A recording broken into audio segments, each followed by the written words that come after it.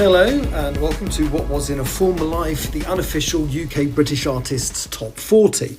Now I did the podcast only for a few weeks, but I actually compiled the chart for quite a long time, 2024 into 2025, and I kind of got a bit disillusioned because there was so little British music charting.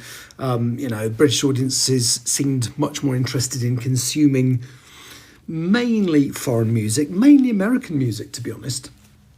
But I was looking at the top 40 this week, and I was just glancing through it, and I thought, this feels better than this time last year. This feels like it's better representing, the amount of, or we are, representing our own music in the top 40 a lot better than we used to.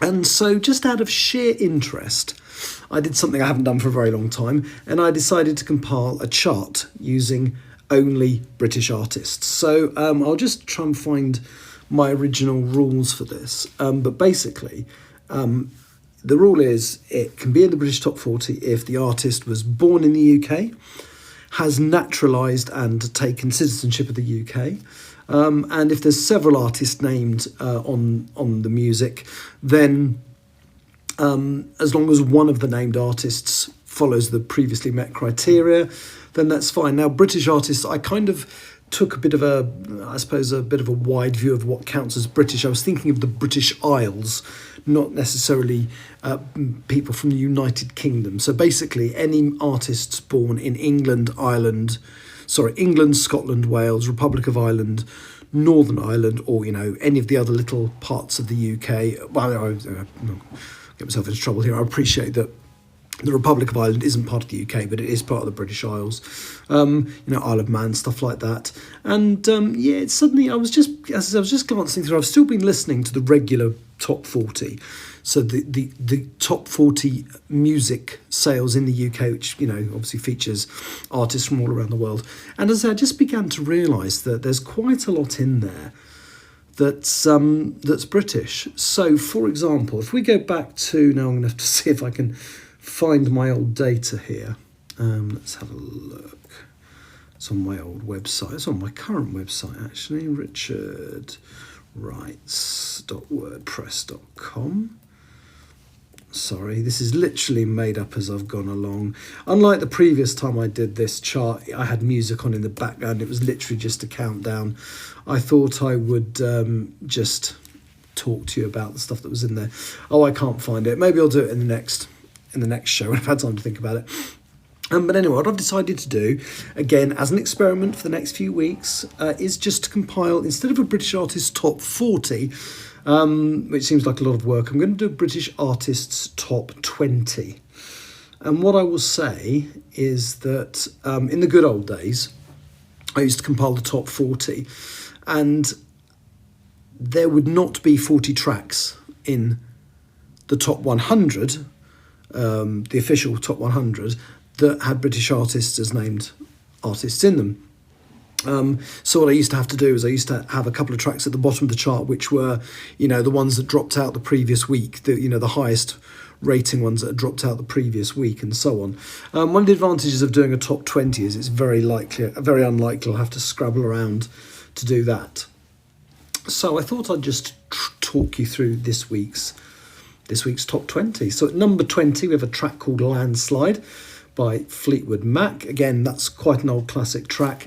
I'm guessing, but I don't know. Let me have a look. I'm guessing that's in the chart. Maybe was it used in what's the thing called? Stranger Things. I'm just going to have a look. Let me just have a look why it's so popular now. It's been listed as one of the top 500 greatest songs of all time. That's brilliant. Let me just Google why is Landslide in the top 40 UK. Okay, it was used in Stranger Things, the final episode of Stranger Things. That's what I thought. So that's good. That's Fleetwood Mac, an old song from 1975, back in at number 20. Number 19 is Sienna Spiro, You Stole the Show. I don't know an awful lot about Sienna Spiro, but I believe she's a current artist, not like a retro one. And number 18, you've got SD Kid, who is a British, I think he's from Liverpool. Let's just get this right. SD Kid, yeah, Liverpool rapper. He's actually got 3 songs in the charts at the moment. And again, this is one of the reasons why suddenly there's a higher percentage of British stuff in the charts, because there's quite a lot of British rap in the chart. You've got Olivia Dean, who seems to have come out of nowhere in the last year. Is doing absolutely brilliantly. She's got 3 or 4 songs in the charts. And then you've also got this marvellous resurgence of old songs that have charted thanks to Stranger Things. Anyway, so as I was saying, SD Kid with Century at number 18. Number 17, obviously it's not a re-entry because this is the first week I've done the chart, but the reason it re-entered the UK top 40, the British top 40, Harry Styles As It Was purely because he's had another single storm into the charts this week, his first new single for a year or two, and it went straight in at number 1. More of that later. But As It Was, clearly people who've been listening to the new song Aperture have been listening to some of the back catalogue, and enough people have listened to As It Was to get it back in the regular top 40, and it's actually at number 17 in my British Artist top 20. And number 16 is Kate Bush, Running Up That Hill. Again, that's been in the charts. That's the second time it's sort of popped back into the charts. Again, as a result, I think it was first used in season 4 of Stranger Things, and it bounced into the charts then. And then, when the finale went out, it's come back into the charts again. At number 15, you've got a song called Four Roars by SD Kid. And at number 14, you've got SD Kid and Rico Ace with a song called Phantom. Number 13 is another classic retro track, again used in Stranger Things, and it's Every Breath You Take by The Police, which, you know what, I absolutely love the song. It's got great melody, it's really interesting, and one thing I've never really done is listen to the lyrics, and they are quite problematic. It seems to be bigging up a stalker. Number 12 is a song called Think About Us, which is a collaboration between Sonny Fodera, DOD and Bascom, the last 2 of which are British artists, so that's why that's in there. And number 11, it's the girl of the moment, Olivia Dean, with a song called A Couple Minutes. I don't know if that's a typo or if it should be a couple of minutes. Like I said, when I was doing my countdown last year, and I stopped doing it in February, I think, it's almost a year ago, hadn't even heard of her. So, it's absolutely fantastic that a British artist has come to the fore to such a massive degree. At number 10 is it's a new entry in the regular chart. Obviously, everything in this chart is new entry because it's the first week I've done it in ages. But the Arctic Monkeys have a new song called Opening Night. And number 9 is Haven featuring Caitlin Aragon with a song called I Run. I was reading up on this. Apparently there was, not the version that's charting now, but the original version had some claims that it actually used AI to create the voice of another artist, and it got pulled from a lot of streaming services as a result of that. I understand, but I also understand the version that's in the charts now has none of that. It's all legit, and that's doing very well. And number 8, Pink Pantheress, again another artist who seems to have appeared. Maybe she's been around for a while, but it certainly feels like she's appeared at some point in the last year or so. And she's I forgot to name the title of her song. Good grief, what an idiot! Hang on. I haven't noted down what song she wrote, so let me just try and find it on the official chart again. Pressing lots of buttons here. Yeah, this is more raw than the previous iteration of this podcast, which was very scripted. This isn't scripted anymore. I'll just read the chart and comment on it. Where are we? Chart. I don't know why I forgot to type in Pink Pantheress's single title. Let's just type in Pink Pantheress. It's called Stateside. There we go. So let me just pop that into my list. State, can't even type side. Stateside by Pink Pantheress, that's number 8. Number 7 is Man I Need by Olivia Dean. Number 6, it's Sienna Spiro, Die on This Hill. Number 5, it's a really, really good collaboration between Sam Fender and Olivia Dean. Sam Fender's been around for a bit longer, but it feels like he really dominated the charts. Didn't he win some award for his album as well last year? But yeah, so Sam Fender and Olivia Dean with Rain Me In. Number 4 is Olivia Dean, So Easy to Fall in Love, which is a lovely song. It's really good. Number 3, my favourite, Ray, Where Is My Husband? It did get to number 1 in the British charts. If I'd been doing a UK artist British artist top 40 a little while ago, it would have been number 1 here, but I started it too late. It's a bloody awesome song. Ray's first album, My 21st Century Blues, was one of my favourites from a couple of years ago. She has a new album coming out this year, and I can't remember what it's called. I'm just going to Google it though. Ray new album. It has got a title already. It's called This Music May Contain Hope. Well, if the songs were as good as Where Is My Husband, well, that's what I'm going to hope. I understand the vinyl version is going to be 2 discs. It's going to be split down into spring, summer, autumn and winter. There are 17 tracks on the album. I will be pre-ordering it. I can't wait to hear it. And number 2 is Dave and Thames, Rain Dance. And then at number 1, Harry Styles' new single, Aperture. It's the first week in, obviously, my chart and indeed the real chart. It was a new entry in that. So there we go. So,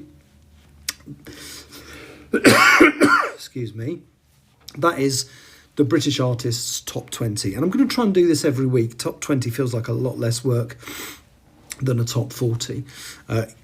Easier to read, although this has taken me twice as long because I've been rambling and waffling instead of presenting it like I used to. What is also nice, if you look at the official top 10 this week, 6 out of the 10 songs in the top 10, the official top 10, are British artists. That's 60%. If you look at the official top 20, 12 out of the 20 songs are British artists. That's still 60%. And even the actual top 40, 21 out of the 40 are British artists. That's a smaller percentage, 52.5. But all 3 of those figures are so much better than when I last did this last year. I wish I could find my... let's see if I can find the website, because I know I did. Let's see if I can find it. No... Hang on, bear with, caller. Let's just have a look, see if I can find. Why isn't it letting me do this? Richard A.B. Wrights. Let's have a look. My profile. Yes, I want to see the websites, please. Not that one. No. Why isn't it letting me switch to a different website? Sites. Ah, there we go. Website of a wannabe writer. Let's go to it. Visit sites. Lovely. And British artist current chart. So the last time I did this chart, we didn't have all the detail in it. Hang on. Chart history. Yeah, I'll just waffle on a bit more. So it's 9th of March 25. Yeah, so last week, last year, sorry, when I last did this chart, apparently I did it as far as March last year. So 9th of March 25 was the last chart I compiled. Remember, it was a top 40, not a top 20. So that time, the UK top 10 had 2 British artist tracks in it, which was 20%. But it says it up 10% on the last week. So the week before, there was only 1. This same week, the UK top 40 had 3 British artists in it. That's 15%. And the UK top 40 had 10 British artist tracks in it. That's 25%. So you compare that with this year. Top 10, 20% last time, 60% this time. Top 20, 15% last year, 60% this week. And top 40, 25%. But this week, compared to this week, 52.5%. I don't know if this is a trend. I don't know if it's just because a lot of British artists have released music recently. It also says here, this week the highest official chart set to a British artist was number 7. Well, this week it's absolutely number 1. So yeah, it just feels like a bit more of an exciting time for British music. It seems like suddenly it's come out of nowhere. So I am going to start tracking it weekly again. I'm only going to track a top 20 instead of a top 40, but it'll still give us an idea if this is just a blip or if this is a trend. I really hope it's a trend. Please spread the word. Please listen to British music. You know, there is stuff that hasn't entered the charts, this, you know, singles and stuff that have been doing really well. We've had a really good Sleaford Mods album. I'm not a huge fan of them, but that was really good. Blue have released a new album. None of the songs ended up in the top 40. Robbie Williams has got a #1 album last week. None of the songs ended up in the top 40. And I believe the same week that Harry Styles got to #1 with his new single, a different member of the band he used to be in, which will come back to me, wasn't a huge fan, a different member of that band has got a #1 album this week. Let me just look at this so it looks like a vague idea. I know what I'm talking about. So yeah, Harry Styles was the #1 single this week, and the #1 album was, I'm just pressing albums on the website, was Louis Tomlinson's album. So again, British artist at #1 in the album chart. I do listen to albums a lot more than I used to, so I will talk about good British albums that I listen to. If anybody listens to this and would like to contribute, talk about music they like, I would love to make this a bit more collaborative rather than just me waffling on every week. Thank you so much for those of you who do listen. I'll be back at some point next week talking about next week's British Artists Top 20. I'll even update the icon at some point between now and then. Thank you for listening. Take care. Goodbye.